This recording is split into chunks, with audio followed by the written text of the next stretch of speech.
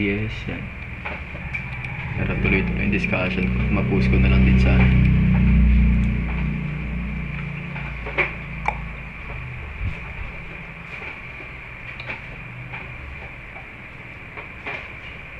yung ibang kulang pa, may kulang pang marami pang kulang sa inyo, no?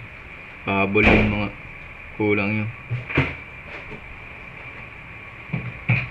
Hindi ko na ulitin sa dulo yan kung may kulang kayo guys. Alam nyo na sa sarili nyo. Ayun, Tumaning. Si Tumaning yata, ano na yan. Alis na yata, lilipat na ibang school yun.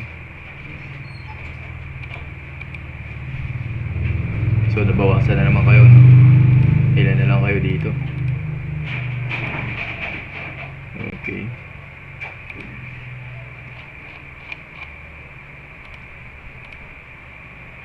$33, $32 na lang.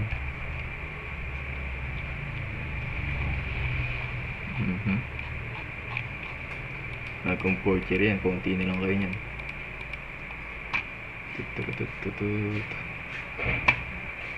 Okay.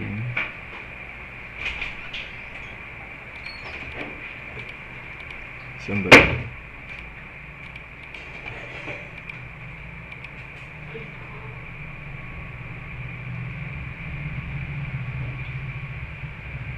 Sa midterm natin hindi pwedeng naka-close cam kayo lahat Automatic minus point sa akin yan kapag naka-close cam kayo. Live examination po tayo sa midterm natin.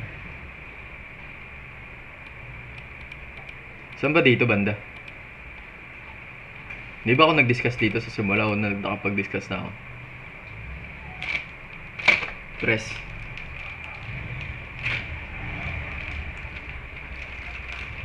Hindi, ibig ko sabihin nakapagsimula na ba tayo dito?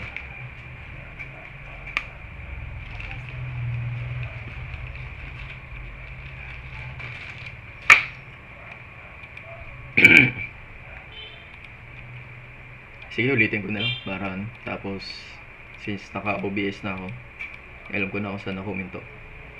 Since hindi nyo naalala at hindi nyo talaga inaalala, ngayon simulan na lang natin sa simula.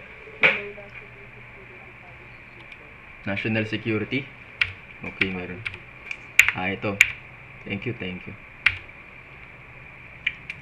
Ito, National Security, tama ba?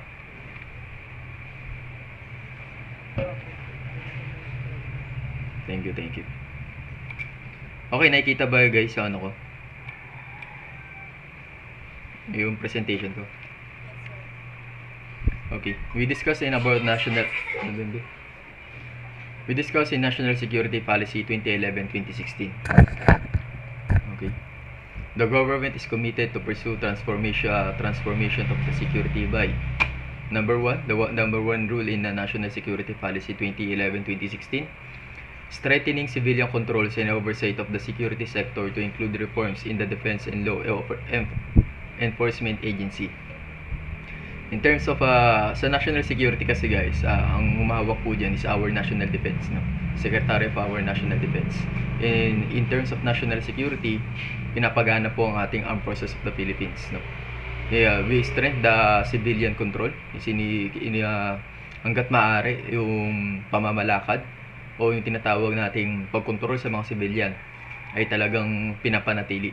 Also, a lot of checkpoint has been activated, no? Especially now pandemic here in our country. We have a COVID-19 pandemic, no? Kung natatandaan natin yung kasagsagan ng COVID talaga, grabe yung mga guys. Yung mga checkpoint na tinatawag natin, no? May checkpoint sa isa, bago ka makapasok dun sa area, merong boundary na tinatawag, no? Yun yung mga checkpoint. Yung mga checkpoint na yan, hindi ka makakalusot kung hindi ka taga doon. Yun yung hirap doon during our pandemic. And that also a defense mechanism of our government to control the virus itself. Because kung hindi nila ginawa yun, kung hindi nagkaroon ng strengthening regarding doon sa mga viruses na tinatawag natin, sa COVID-19 viruses natin, there's a possibility na mas lumala pa yung kalagayan natin. And also, there's the purpose of the national security, yung not only police system na nagkakaroon ng checkpoint, but also in our armed forces of the Philippines. Diba, grabe din yung checkpoint na pinagagawa nila during nakasagsagan ng COVID guys, no? During that time, may work din ako yun no? Pero yun, frontliner, kasama rin naman yun, exempted. They, also a part of a COVID-19 na I was also a contact tracer during that time. And also, yun yung maganda kapag frontliner ka, makakalusot ka sa mga checkpoint. Pero, unfortunately, if you do not have authority, yung tinatawag nating APOR o authorized person outside the resident, you don't have a right to get out in your house or residence. Yun yung mabigat doon, no? Lalo na kapag kaya nga madami ang naapektuhan during the kasagsagan ng pandemic, guys, no? Hindi talaga nakalabas yung iba doon. Yan, yung mga walang talaga, talagang nahirapan, no? Lahat po nahirapan, pero yun, in terms of national security policy in 2011, yung pinag-aano po natin, pinagbabasihan natin dito yung pagkakaroon ng mataas na seguridad sa ating bansa. Okay?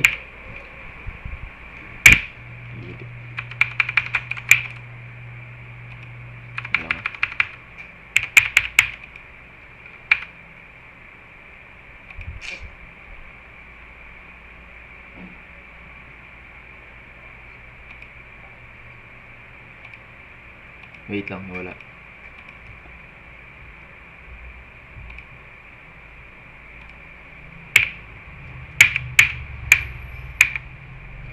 Okay, number 2 is professionalizing the security forces to include, among others, that establishment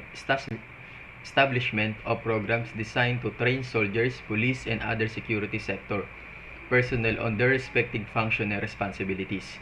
In terms of national security policy, na kapag ito'y nagkaroon ng activation sa human rights natin, guys, inactivate nila yan, mas palalakasin nila, guys, yung tinatawag nating professionalism, no? Pagdating sa ating mga kasandulan at ating mga kapulisan. Why? Because if there's many violation of human rights, sorry, excuse lang.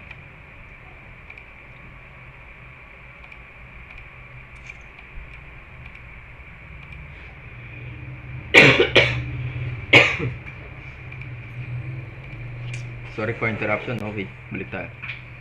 Diba during the pandemic, guys, no, maraming violation na na-committed, no? Marami din violation in terms of checkpoint na na-committed. Kaya nga pinapalakas din o pinapatindi yung person ng ating kapulisan at kasundaluhan in terms of professionalism. How they handle the things if they if meron pang mangyayaring ulit na ganitong pandemic, no? Diba yung sa katulad na lang sa mga barangay forces natin, guys. Diba meron yung lugaw hindi nila pinalusot, no? Hindi daw essentials. Diba? Grabing issue. Yung mga bagay na yun. Tapos yung grab food, yung nahuli yung bata, criminology student din yun, alam ko, naalala ko, no? Yung may delivery daw siya, tapos lumabas siya ng bahay, minor siya, galit na galit siya, pinagbibidyoan niya yung barangay, no? Tapos na nangyari, nahuli siya. Ang violation niya daw, bawal nga naman lumabas, curfew. Paano nga naman, di ba? May mga kasi, pag sa mga courier o delivery, merong mga chances na hindi nila malaman o hindi makita yung eksaktong address mo. Yan yung mga parang ang hirap naman pagdating sa pandemic, no? Pero sa curfew ganun talaga, guys, no? Kaya dapat mag-ingat tayo. Tapos kayo, guys, mag-ingat kayo kasi kapag nagkaroon kayo ng record, like sa barangay, pag kumuha kayo ng barangay clearance, mahirapan kayo niyan, no? Pag nahirapan kayo niyan, guys, baka hindi kayo makapag-take ng board examination niyan. Kasi one of the requirement of pati sa application, guys, kinukuhanan po tayo ng barangay clearance, no? Pag nag-apply kayo ng law enforcement someday o magpupulis kayo, hanapan po kayo ng mga clearances, RTC, MTC, NTC, prosecutor clearance, barangay clearance, police clearance, hahanapin sa inyo lahat. Ngayon, kapag ikaw ay may record, the fact yan, guys, no? Hindi ka makakapasok sa government. Kaya make it sure to yourself na hindi maging pasaway pagdating sa mga barangay ninyo. Kasi pag nagkataon, that will be reflected to you also. Okay? And also dito sa number 2, sabi dito, in terms of professionalism na tinatawag natin sa ating mga kasundulan at kapulisan, ay mas pinapatindi nila, no? Nagtatayo sila ng programa o nagtatayo sila ng mga eskwelahan, no? Like our PNPA, Philippine National Police Academy, our PMA, Philippine Military Academy, our PMMA, Philippine Merchant Marine Academy, no? Yan mga tinatayo ng ating government to have a good leader, no? Mapagpatayo po sila na mas maraming leader na mamumuno sa ating bansa. Kasi paglabas po ng mga yan, second lieutenant kaagad ang rango ng mga yan. Sa Armed Forces of the Philippines, second lieutenant. Sa PNP, lieutenant din, no? Iba na kasi dati, inspector pala dati, no? Pero walang second lieutenant kasi pagdating sa ating PNP, no? Diretso kaagad first lieutenant yun. Okay? What's happening to you? Naglalag ang akin.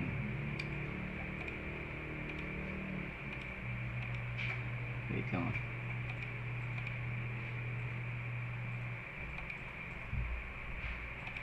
Okay, here tayo sa characteristic of human rights based policing o the HRBP. Number 1, strict observance of police policies and operational procedures. Police officer follow and apply proper procedure. They uphold human rights while doing all that is possible to ensure that the subsequent case to be filed in court against a suspect will be prosper in the highest interest of the justice. Ibig sabihin po, pagdating sa number 1, dapat magkaroon po tayo ng proper procedure na tinatawag, no? Dapat ang karapatang pantao ng individual o karapatang pantao ng mamamayang Pilipino ay igalang po ang mga kapulisan natin. Kasi pag hindi po nila pinalo o hindi po nila sinunod yung dapat sa proseso ng panghuhuli o proseso ng hindi paglabag sa human rights violation, human rights policing system, that will be a cause to them to have a file against them about the human rights, no? Pag pwede yung kasuhan sila guys ng police brutality, yan na against daw dun sa civilian na kung siya'y nasaktan, pinagpapalo mo ng yantok sa mukha, pinagpapalo mo ng yantok sa dibdib niya, that cause to the person to file against you, no? It's either this a physical injury, serious physical injury, slight physical injury, o mas matindi kung namatay pa yun, no? Meron mga ganun senaryo. Pag yan, papasok yan, no? Pagdating dun sa mga kaso dun sa Caloocan, no? Sa drug war campaign, there have a lot of policemen has been abused according to the report of media, no? Mayroon daw talagang pang-aabuso doon, kaya nga pinalitan, no? Nagkaroon ng switching na tinatawag, pinalitan yung mga nakadestina doon. Kung naalala nyo yung drug war na pinanood nyo sa case study nyo, that's the reason why the people around in the Philippines police system has been trained. Doon sa una natin, di ba, nagkaroon na sila ng kahit paanong training kung paano ba nila i-handle yung mga ganung situation. They improve the maximum tolerance na tinatawag natin guys, no? Kasi kapag hindi nila in-improve yung maximum tolerance, ay kung yan, banat na sila ng banat, that cause na pwede silang matanggal sa serbisyo, no? And also guys, kapag kayo naman ang nasa serbisyo na, make it sure to yourself na alam nyo na yung mga proseso na tinatawag natin. Kasi kapag hindi nyo po alam ang proseso natin, sayang naman ang mga pinag-aralan nyo, no? Sa 4 na taon, tapos 1 taon na pagre-review, 5 taon katumbas niyan guys, isang bagay lang, no? Isang iglap lang na naubos o nawala kagad lahat ng pinag-irapan nyo. Okay? Number 2 is adherence to national and domestic and international laws, treaties, standards, and protocols of human rights. All PNP personnel must know, understand, and adhere to the Philippine laws related to human rights, and such as RA 7438. What is RA 7438 guys? You can check it.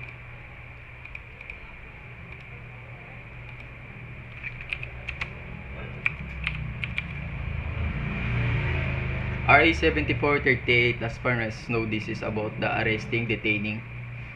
Okay, tama nga. Nakikita ba?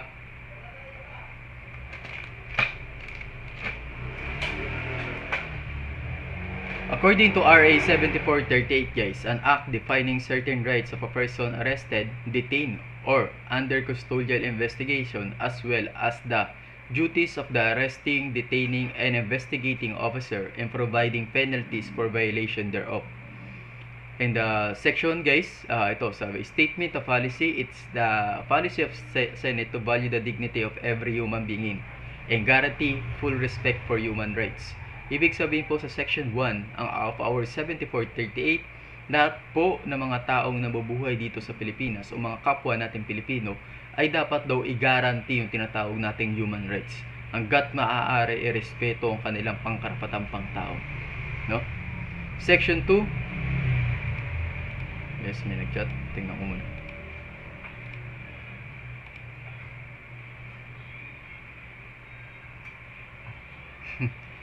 Good morning, sir. Sir, tanong ko lang po, bakit po, sir, palaging human rights ang kalaban ng PNP? Salamat po.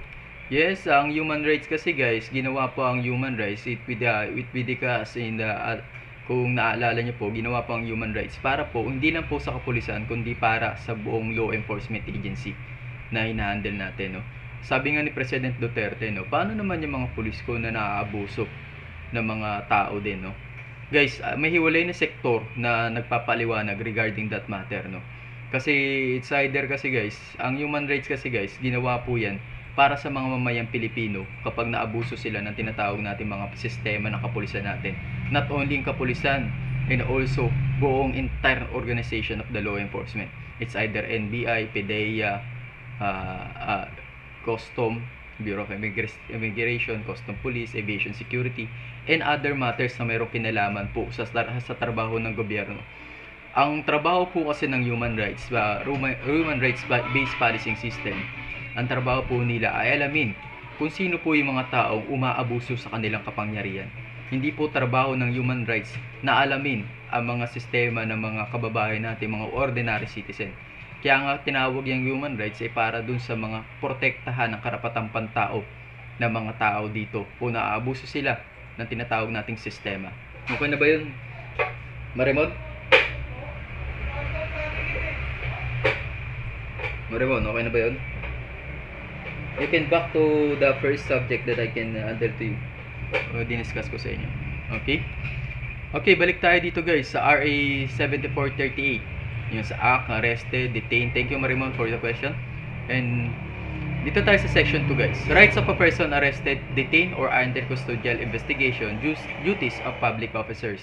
Naalala niyo, guys, yung tinatawag natin flagrante, ano ba yun? Yung flagrante period, yung oras kung ilan oras mo lang dapat i-detain yung mga tinatawag nating suspect in the crime.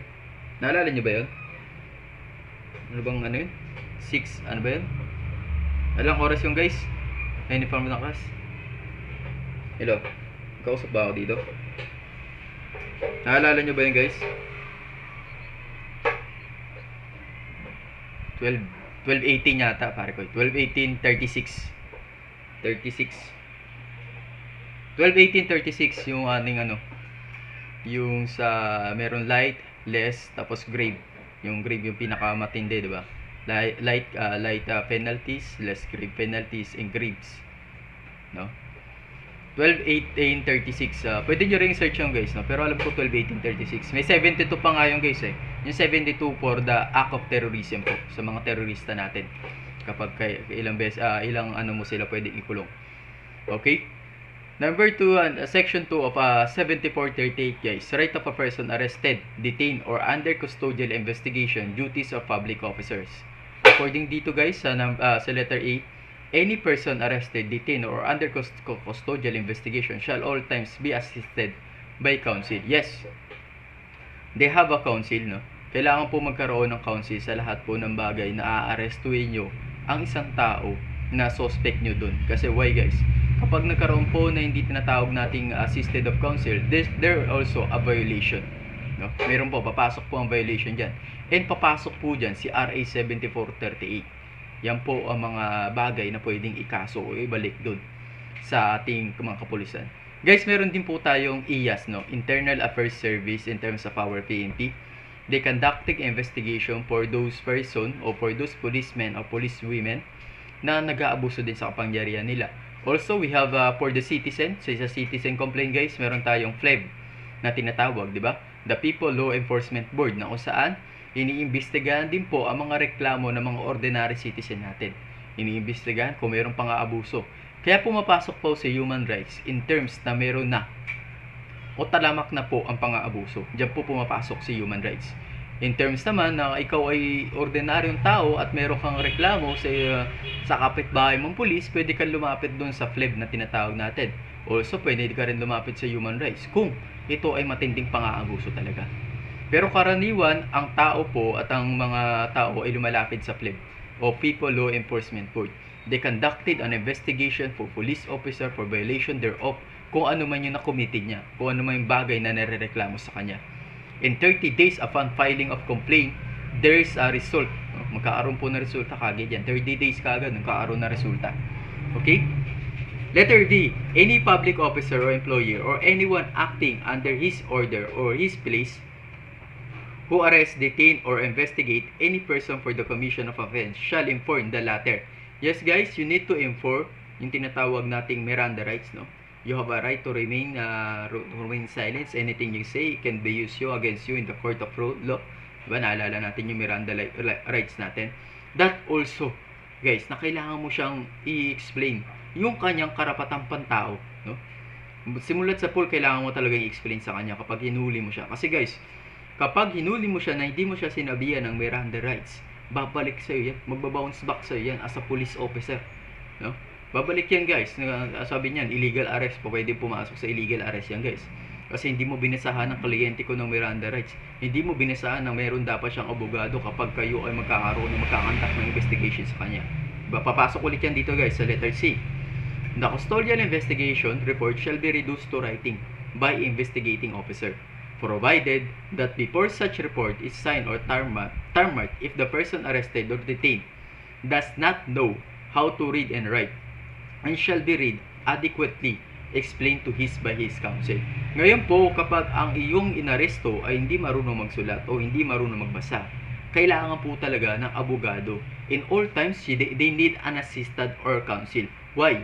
Because if he or she did not know how to read and write, malaki pong impact pagdating po sa kanya yun.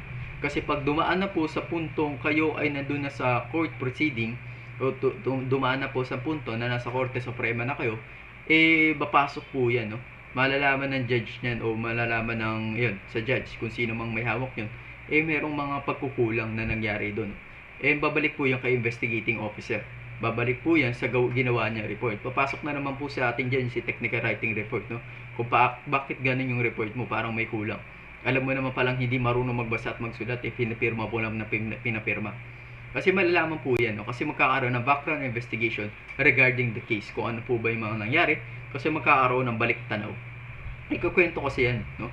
Kukwento ko ano nangyari, kung saan nagsimula, and also kung nalaman na hindi talaga marunong magbasa at hindi marunong umintindi ng mga Tagalog o English, galing siya sa malayong probinsya, that also affect to the entire organization o entire police station kung saan nagkaroon ng investigating on case.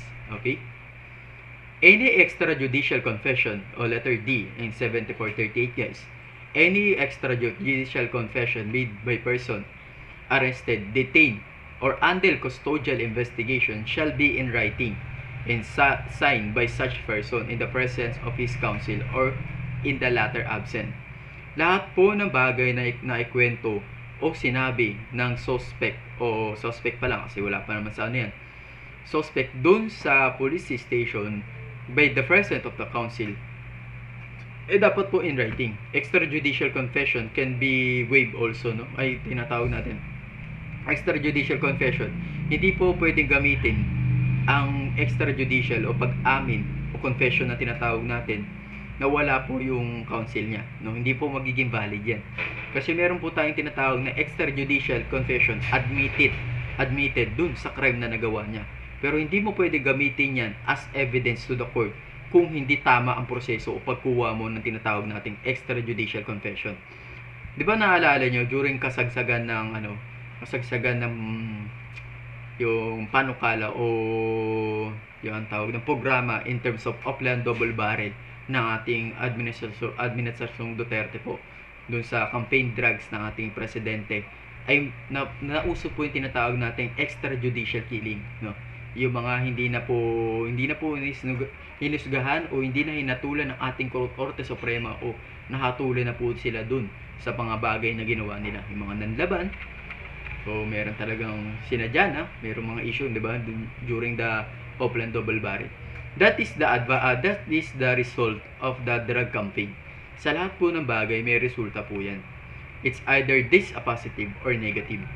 There's also a negative impact for the poor, no? Kasi karamihan ng nanamatay is puro mga mahirap. Meron din naman pong resulta na meron din talaga mga drug lord ang namatay.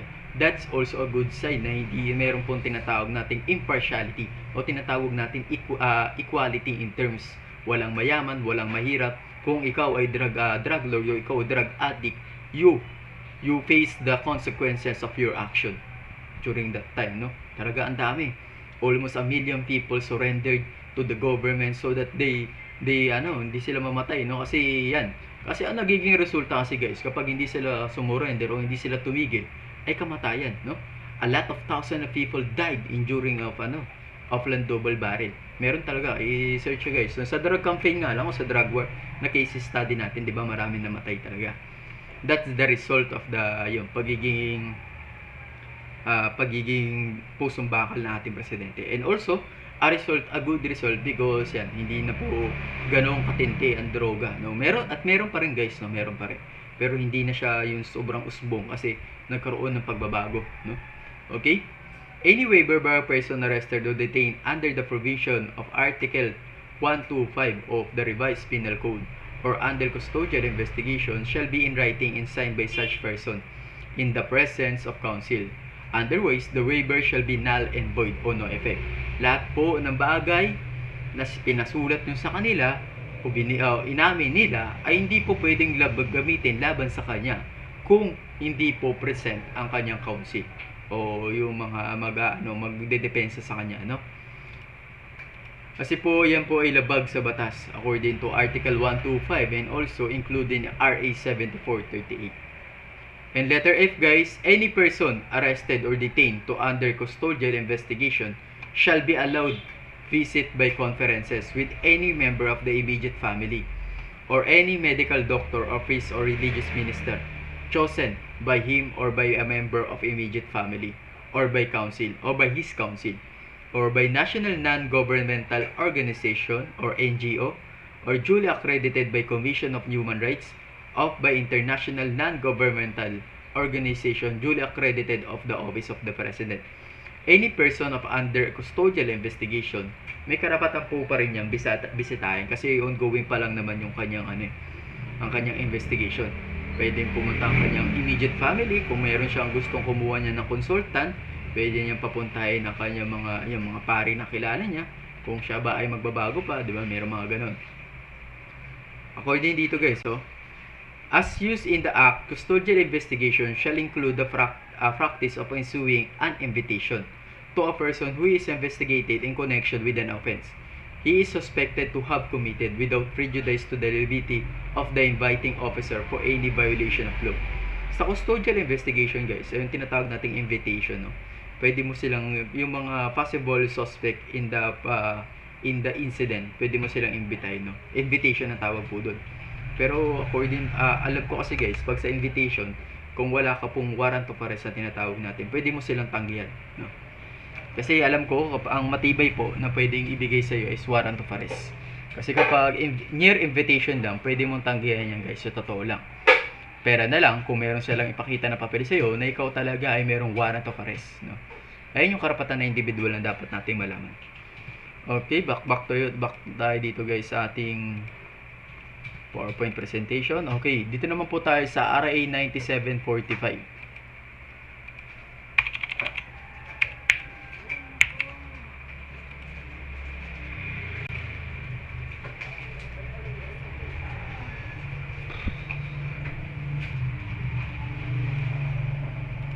Nakikita ba yan ako? Screen ko.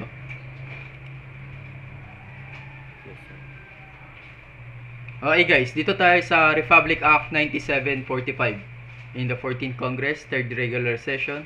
Ito guys, an act penalizing torture and other cruel, inhumane, degrading treatment or punishment and prescribing penalties therefore. Ito po, regarding dito, ito po yung tinatawag natin in short title is the Anti-Torture Act of 2009. Kapag dito po ay nilabag po rin po yung tinatawag nating human rights based policing system pagdating sa mga citizen natin o sa mga ordinary citizen. And also, not only in law enforcement agency ang pwedeng lumabag dito, pwede rin yung mga yung mas matataas na opisyal ng gobyerno, no? Papasok din po kasi yan, no? It's either also in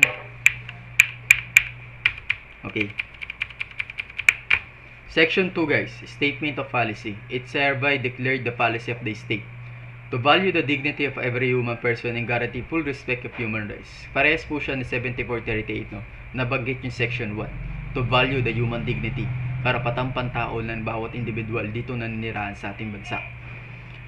To ensure that human rights of all persons, including suspects, detainees, prisoner, are respected at all times, and that no person placed under investigation or held in custody of any person in authority or agent of a person in the authority shall be subjected to physical, psychological, or mental harm, force, violence, threat, or intimidation, or any act that impairs his, her free will, or any manner demeans, degrades the human dignity na tinatawag po natin. Sa letter B guys, no, lahat po ng suspect, detainees, prisoner ay meron pong mga karapatan yan. Yung mga karapatan nila ay dapat hindi sila maabuso dito sa tinatawag natin Anti-Torture Act of 2009 or the RA 9745. Kasi kapag nalabag po yan, papasok po dyan si RA 9745 or the Anti-Torture Act of 2009. Ito po ang pwedeng ikaso. Pero karaniwan kasi dito sa sistema natin guys, no, hindi kasi minsan napapakinabangan. Why? Because pag nasa loob na sila, nasa prison na sila guys, kasi merong mga ano, 'di ba? Sa correctional administration, 'di ba? Sa correctional system ng Pilipinas po. Meron pong sistema na tinatawag diyan. Meron pong kung paano ba, meron pa nga silang mga Bartolina diyan, no? Meron pa silang mga paano ba nila magkakaroon ng mga sistema pagdating sa kulungan. Meron po 'yan, no? Papasok ba diyan si Anti-Torture Act, no? Kasi alam ko kasi kapag yan, papasok mo kasi, no, psychological. Kapag pinunta mo siya sa Bartolina, it also considered as psychological problem to the person, no? Magkakaroon po kasi ng epekto to. Kaya meron talaga mga batas na hindi talaga connected dun, pero nalalabag na talaga ng tuluyan, no? Yun yung mahirap. Kasi pagdating sa kulungan guys, kasi meron silang ibang sistema din dyan. At hindi naman lahat natututukan.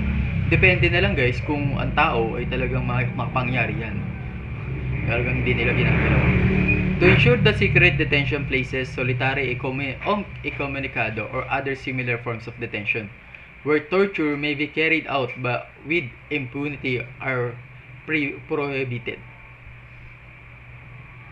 Dito guys, dito sa mga detention facilities natin dito sa Pilipinas, no? Iba naman kasi dito sa detention facilities natin. Overcrowded na nga dito sa Pilipinas in terms of drug campaign. Umusbong yung drug campaign ng ating President Duterte. Nagkaroon na talaga ng, hindi pa po umusbong, pero overcrowded na tayo. Pero dito nga sabi to ensure the secret detention places. Yes, they need to private places na pwede nating ikulong ang ating mga suspect or detainees. But also remember that overcrowded na po ang ating pilano in terms sa ating mga kulungan o in terms of jail facilities in our country. Overcrowded na po tayo. Okay? To fully adhere to principle, standard, or absolute condemnation and prohibition of torture provided for in the 1987 Philippine Constitution. Papasok po kasi dyan si Bill of Rights Section 3, yung karapatan ng pantao dito sa letter D. Okay? Hindi natin masyado palawakin. Yun yung ibig sabihin yun.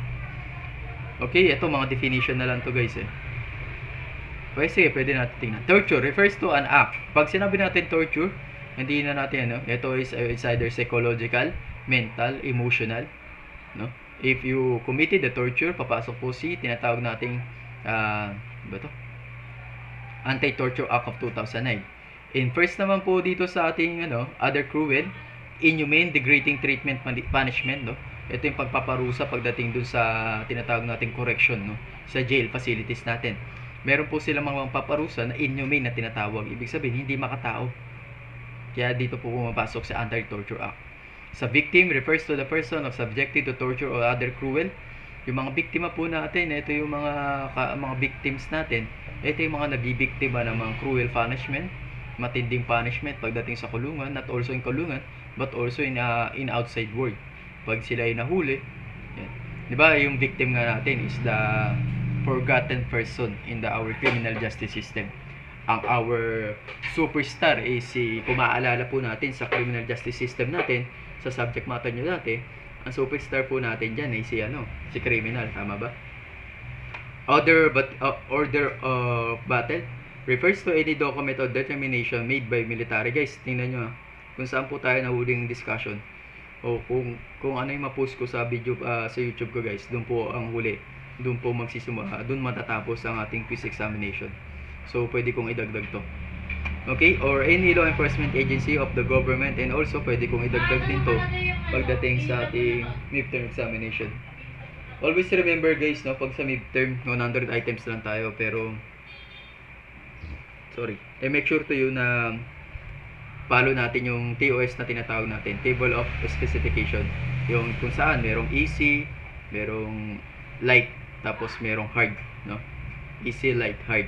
Ibig sabihin, yun yung mga ano natin sa Table of Specification, TOS natin pagdating sa midterm, no? Simulan natin sa easy, sa sunod sa light, tapos sa hard. Sa hard guys, it's either I created situational na tanong, tapos doon tayo magpo-focus, no? And also guys, no, ang mahirap lang kasi dito sa inyo, marami talagang bumagsak sa quiz nyo, pero mas maraming pumasa, pero may mga bumagsak talaga na ilan. Kaya may picture guys na makabawi sana, kasi pag di kayo nakabawi, that also reflected to you, not to me. Okay? Order of battle refers to any document or determination made by military, police, or any law enforcement agency of the government listing the names of person, organization that is perceived to be enemies of the state that considers as legitimate target as combatant that could be dealt with to the use of means allowed the domestic and international law. Dito po sa order of the battle, ito po ay isang mga dokumento na hawak ng ating kapulisan o mga ating mga armed forces of the Philippines o law enforcement agency. Ito po yung mga taong lumabag o ito po yung mga taong included dun sa mga taong madalas lumabag na tinatawag nating human rights violations, no? May mga listahan na po sila dyan pagdating sa bagay na yan. Okay, we proceed to RA 9851. What is RA 9851?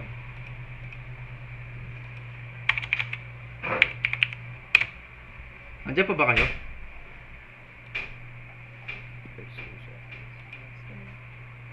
Okay, Republic Act number 9851 guys. An act defining and penalizing crimes against international humanitarian law, genocide and other crimes against humanity, organizing jurisdiction, designating special courts and for related purposes. Dito sa chapter 1 o introductory provision guys, ang short title po ng ating 9851 is the Philippine Act of Crimes Against International Humanitarian Law, Genocide and Other Crimes Against Humanity. During the time of Hitler, usong-uso po yung genocide na tinatawag natin. Ito po yung malawakang pagpatay ng mga tao, no? Genocide yan guys, no? Maraming pinapatay si Hitler, marami siyang pinapatay ng mga Hudyo during that time niya, no? Almost 1 million of people died. No? Yan yung genocide na tinatawag natin. Kasi magkaiba po yung massacre, magkaiba pa yung mga serial, no? Magkakaibang meaning yan, depende sa situation. Meron din tayong tinatawag na massacre in simple, and also the serial killing. Depende po sa mga situational na tanong. Makikita naman natin yung pagdating dun sa inyong mga examination na bibigay. Section 2 of Declaration and Principle in State Policies. Sa letter E guys, according dito, the Philippines renounce war an instrument of national policy, adopts the generally accepted principle of international law as a part of the law of the land, and adheres to a policy of peace, equality, justice, cooperation, and amenity with all nations. Sa section 2 of letter A and our RA 9851, according dito guys, no, ina-adapt po natin yung tinatawag nating international law o principle of international law. Kumbaga meron po tayo mga kumukuha po tayo ng idea para dun sa mga bagay na laban in terms of against of international humanitarian law, no, against sa humanity, no. Ito kasi pag sa humanity guys, pasok to sa 14th titles yata ng ating Criminal Law Book 1. No, meron po tayo Crimes Against Humanity ba yun o Chastity? Check it nyo na lang kung ano ba yung crimes against na yan. Pero meron po yan sa ating Revised Penal Code. And also, ito yung penetrating part ng sa Revised Penal Code, yung RA 9851 na to guys. Sa letter B naman, the state values dignity every human person. Ayan, naulit lang ito guys sa letter A, doon pagdating doon sa mga naunang batas, no? Karapatang pantao, karapatang individual sa bawat citizen na nabubuhay dito sa Pilipinas ay dapat irespeto. Okay, and also, it shall be responsibility of the state and all the sector concerned to resolve armed conflict in order to promote the goal of children as zone of the peace. Ang trabaho po ng ating estado, ang trabaho po ng ating gobyerno ay panatilihing mabuti o peace, yung kapayapaan dito sa ating bansa.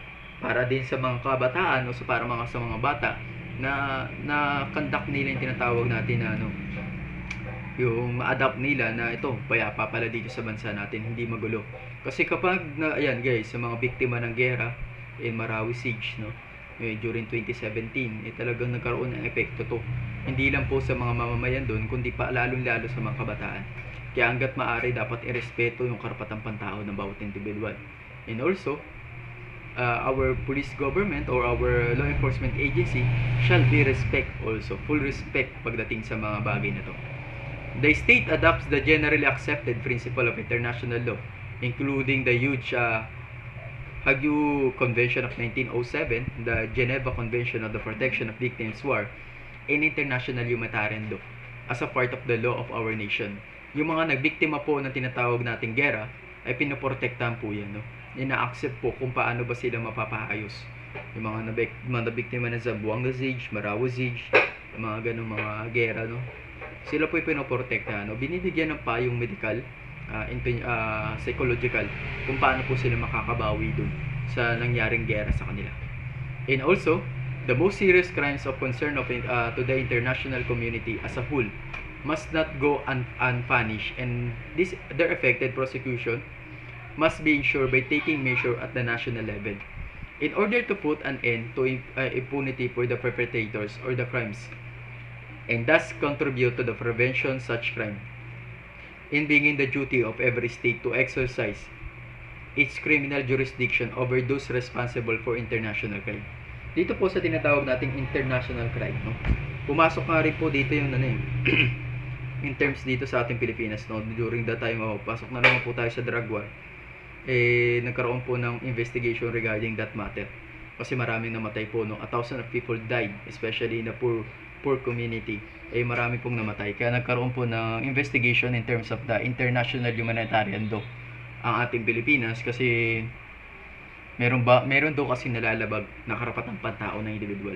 Pero hindi nila mapasok basta-basta, kasi yung presidente natin talagang matibay ang kanyang paninindigan na wala talaga. Kasi yun lang daw dapat ang nararapat para sa mga drug addict. Which is, there's a part na true, pero there's a part of meron talagang magrereklamo, kasi lalo ng mga namatayan na sinasabi nila na wala namang kasalanan talaga. That also considered, Letter FK says the state shall guarantee persons suspected or accused of having committed grave crimes under the international law of all rights necessary to ensure that their trial will be fair and prompt, strict accordance with the national and international law standards for fair trial. It shall also protect victims, witnesses, and their families, and provide appropriate redress to victims and their families. It shall ensure the legal system in place provide accessible and gender-sensitive avenues of redress for victims of armed conflict. In terms of these matters, the letter F, guys, lahat po ng mga suspect or accused, they have also alliance. It's either this grave crimes, o yan, pagdating sa mga malalang kaso talaga, meron pa rin mga karapatan dyan. Pinoprotektahan pa rin po yung mga karapatan nila. Fair trial, yung maayos na sistema pagdating sa paghusga o pag-verdict ng guilty or not guilty. Yan, magkakaroon pa rin ng fair trial dyan, Sabi nga sa batas natin, yung hindi mo pwedeng sabihin na kriminal ang isang tao until he's proven guilty, Kailangan mo muna masabihan ng guilty ang isang tao bago mo siya sabihin na ikaw kriminal ka talaga, Pwede mo siya sabihin na akusado, suspect, pero hindi mo pwedeng sabihin ng kriminal. Why, guys? Kasi ang sinasabihan natin ng kriminal ay yung mga taong na nahatulan ng guilty o na found guilty. If you go back to our CGS, magkakaiba po yan. Our criminal, accused, and the suspect. Magkakaiba po ang definition of terms yan. Kaya medyo nakakalito, pero magkakaiba sila. Okay, letter G, the last part. Dito na tayo mag-end. The state recognizes that the application of the provision of this act shall not affect the legal status of the parties to a conflict or need, nor give an implied recognition of the status of belligerency. Dito po guys sa letter G. sa provision ng Act of RA 9851, no, ay hindi po ito makaka-affecto both parties, but also the effect, depende na lang po kung merong mga violation na committed na. Mamaya ka na, tayo ka na tayo, mamaya na yan. Yan. Yun, committed natin guys, no, dito sa RA 9851, hindi siya makaka-affecto both parties, no. Pero dito sa act na to, dapat sa lahat o conflict na pag mangyayari dito sa ating RA 9851 o the Philippine Act of Crimes Against International Humanitarian Law, ay dapat pabor pa rin po sa mga taong nagkaroon ng violation dito, no? Ay hindi, pabor pala doon sa mga taong biktima talaga. Okay? Stop na to. Okay guys, pa-open cam ako.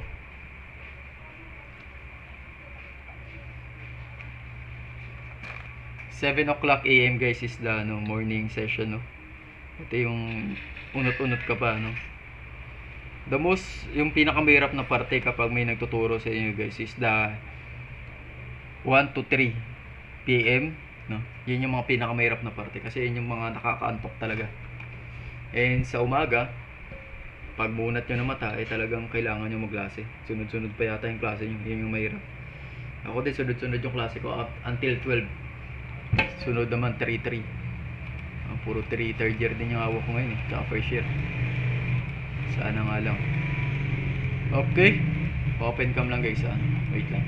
1, 2, 3. Wait lang guys. Magkita tayo ulit mamaya sa ating CDN 5. I'll be having discussion also. There's a part 2 of the Sir PhD dun sa regarding sa ano yun. Okay, maraming salamat sa inyo. Magkita ulit tayo.